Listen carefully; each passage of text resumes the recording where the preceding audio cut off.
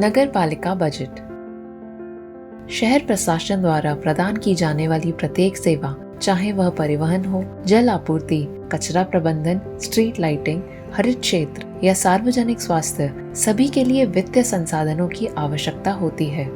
लेकिन शहर यह कैसे तय करता है कि कितना खर्चा करना है और कहाँ करना है? इसका उत्तर है नगर पालिका बजट। यह केवल एक स्प्रेडशीट नहीं, बल्कि शहर की कार्य योजना है। आइए इस दस्तावेज को विस्तार से समझते हैं।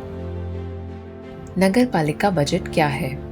नगर पालिका बजट एक वार्षिक वित्तीय विवरण होता है जो एक वर्ष की अनुमानित आय और व्यय को दर्शाता है। यह अवधि 1 अप्रैल से 31 मार्च तक होती है।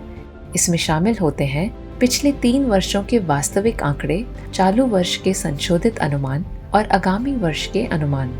नगरपालिका बजट के 2 मुख्य भाग होते हैं। राजस्व बजट यानी रेवेन्यू बजट, यह दैनिक संचालन से संबंधित होता है, जैसे वेतन, रखरखाव और नियमित सेवाएं।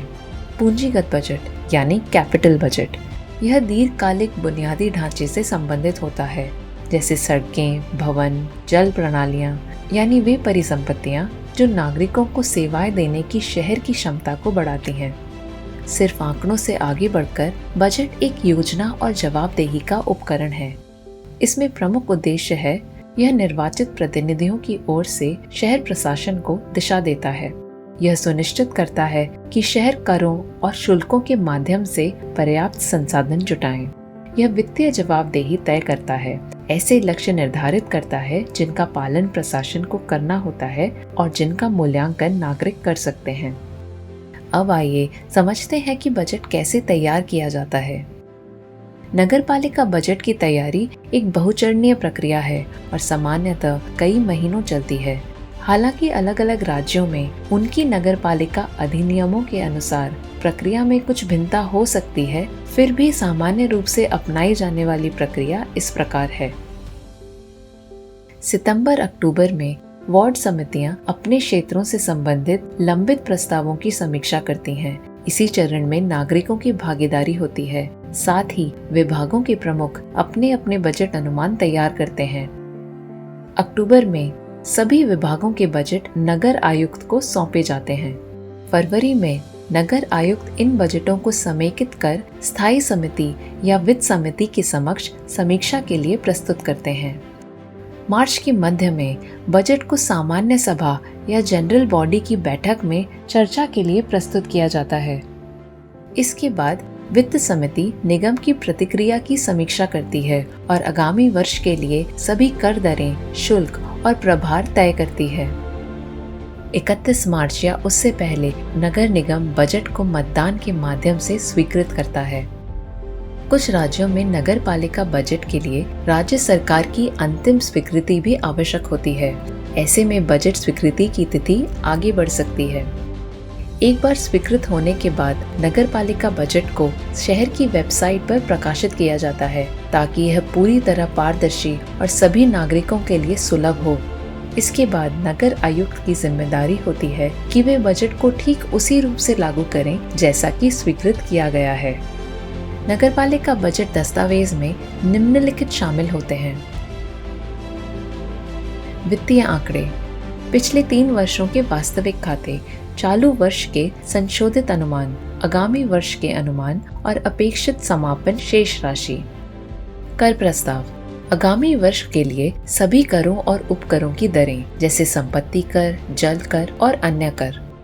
स्थापना अनुसूची, इसमें स्वीकृत पदों की संख्या, वेतनमान, भत्ते और कुल स्टाफ व्यय का विवरण होता है।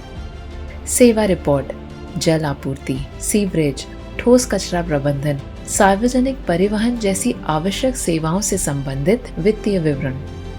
विशेष अनुभाग, जैसे पर्यावरण स्थिति रिपोर्ट, जिसमें वायु गुणवत्ता और कचरा प्रबंधन की जानकारी होती है। इसके अतिरिक्त कुछ अच्छी प्रथाएं भी अपनाई जा सकती हैं, जैसे जेंडर बजट, वार्ड बजट और क्लाइमेट बजट तैयार करना। सभी शहरों के बजट में आउटकम बजटिंग दृष्टिकोण अपनाया जाना चाहिए, ताकि खर्च को मापने योग्य परिमाणों और बेहतर सेवा विवरण से जोड़ा जा सके। शहर बजट का एक मूल सिद्धांत यह है कि राज्य के नगर पालिका अधिनियम घाटे वाले बजट की अनुमति नहीं देते। इसका अर्थ है कि शहरों को अपनी आय और व्यय में संतुलन बनाए रखना होता है और एक निर्धारित वैधानिक शेष राशि भी बनाए रखनी होती है। अब आइए शहर के राजस्व स्रोतों के बारे में जानें। नगर निगम 3 प्रमुख स्रोतों से आय जुटाते हैं। स्वयं के स्रोतों से आय, जो 2 प्रकार की होती है, कर स्रोत और गैर कर स्रोत। राज्य और केंद्र सरकार से प्राप्त अनुदान और बाजार से उधारी। कर स्रोतों में संपत्ति कर, प्रवेश कर, जल कर और अन्य कर शामिल हैं। ये स्थिर और नियमित आय प्रदान करते हैं। गैर कर स्रोतों में विभिन्न शुल्क शामिल होते हैं, जैसे दुकानों और प्रतिष्ठानों के लाइसेंस शुल्क, विज्ञापन शुल्क, जल एवं सीवरेज शुल्क तथा अन्य सेवाओं से प्राप्त शुल्क। बाजार से उधारी का मतलब है वित्तीय संस्थानों और पूंजी बाजार से धन जुटाना, जिसमें नगर पालिका बॉन्ड और बैंक ऋण जैसे साधन शामिल होते हैं। अब आइए राष्ट्रीय नगर पालिका लेखा नियमावली को समझते हैं। भारत भर में मानकीकृत, पारदर्शी और प्रभावी लेखा प्रणाली सुनिश्चित करने के लिए राष्ट्रीय नगर पालिका लेखा नियमावली तैयार की गई है। इस नियमावली में मानक लेखा प्रारूप, सुलह प्रक्रियाएं, आवधिक रिपोर्टिंग प्रारूप और एक विस्तृत चार्ट ऑफ अकाउंट शामिल है। भारत की सभी शहरी स्थानीय सरकारों से अपेक्षा की जाती है कि वे बेहतर वित्तीय योजना और रिपोर्टिंग के लिए इस नियमावली का पालन करें। आज नगर पालिका का बजट महज एक वित्तीय दस्तावेज से कहीं अधिक है। यह शहर के भविष्य को आकार देने का अवसर है। यह स्थानीय आवश्यकताओं को लक्षित विकास योजनाओं में बदलने में मदद करता है, धन के कुशल उपयोग को सुनिश्चित करता है और शहर के नेतृत्व में नागरिकों का विश्वास मजबूत करता है।